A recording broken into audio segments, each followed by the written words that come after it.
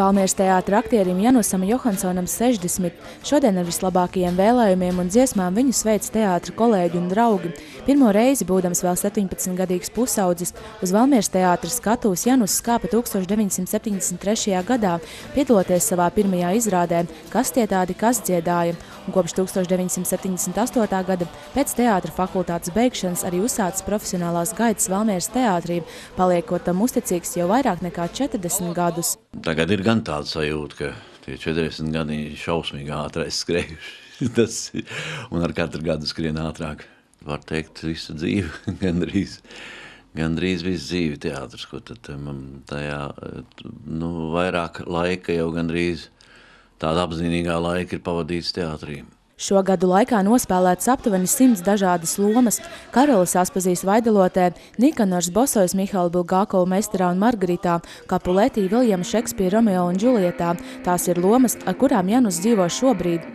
Un, lai gan bērnībā sapņojis nospēlēt Donu Kihotu, aktieris atzīst, lomu ziņā pašlaik uzticis liktenim un režisoru izvēlei.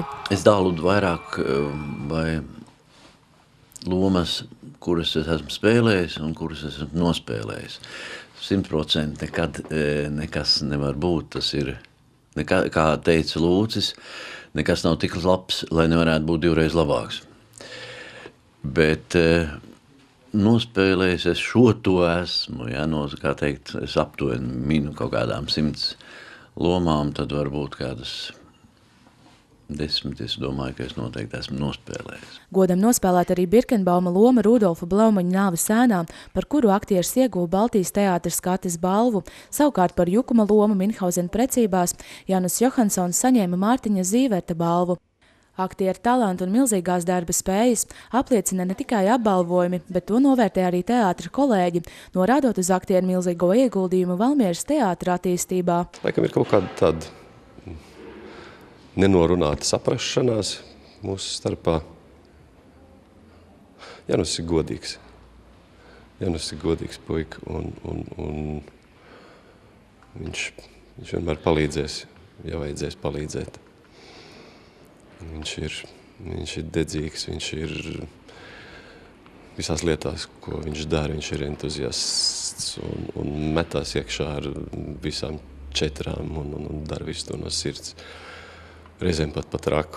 Ļoti spēcīgs vidējās paaudzes tāds aktieru kodols, un bez Janus, protams, Valmieras teātra nevar iedomāties. Jebkura loma, ko Janus ir nospēlējis, vienmēr ir sulīga, ļoti atdevīga un arī ļoti profesionāla. Un Janus ir viens no tādiem ideālajiem aktieriem tādā darba attieksmes ziņā. Janus raksturo arī tas, protams, kā cilvēki, ka viņš ir ļoti sabiedriski aktīvs, un tas man arī teātrī ir jūtams, ka viņš palīdz aktieriem, izskaidro viņu tiesības, viņš aizstāv aktierus un arī daudz lietas pasaka, ko citu nepateiktu. Šosezon kā jaunais aktieris teātrī ienāca arī Janusa dēls Eduards, un jau 2 izrādēs viņš pagūs spēlēt ar tēvu uz vienas skatuves. Viņš spēlē citu lomu, un mēs pat uz skatuves tā īsti mums daudz kontaktu nav.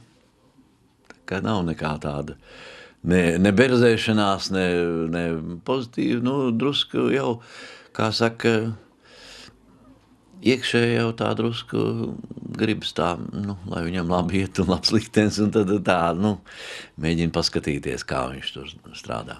Pagaidām to normāli. Atskatoties uz aizdītajiem gadiem teātrī kā aktierim, Janus atzīst, labprāt būtu mācījies arī režiju, taču tolaik, kad 18 gadu vecumā iestājies aktieros, viņam aizrādīts režijas apgūšanai esot par jaunu. Pašlaik paralēli aktiera gaitām brīvajā laikā Janus tulko no igauņu valodas un otrādi, un ar Igauniju aktierim ir ļoti īpaša saikne. Tēvzem man ir Igaunija, es esmu tīrs igauns 4 paudzēs, un kaut kā liktenis piespēlēja, ka izmantojot šo valodu, nācās tulkot, un tagad es esmu pārtulkojis 11 lugas, nodarbojos tā arī ar tehniskiem tulkojumiem, tulkošanas birojiem, tā kā tāda, kā teikt, No vienas puses daļēji maizes darbs, no otras puses tas man devis iespēju šo valodu, ko es neesmu mācījies skolā, apgūt daudz labāk. Es esmu solījis sameklēt igauņu režisoru, mums kādreiz bija laba sadarbība ar Igauniju un ceram, ka uz vismaz Latvijas un Igaunijas 100-gadē mums izdosies kaut kas kopējs. Paldies skatītājiem, ka viņi nāk uz teātru. Mēs viņus gaidām.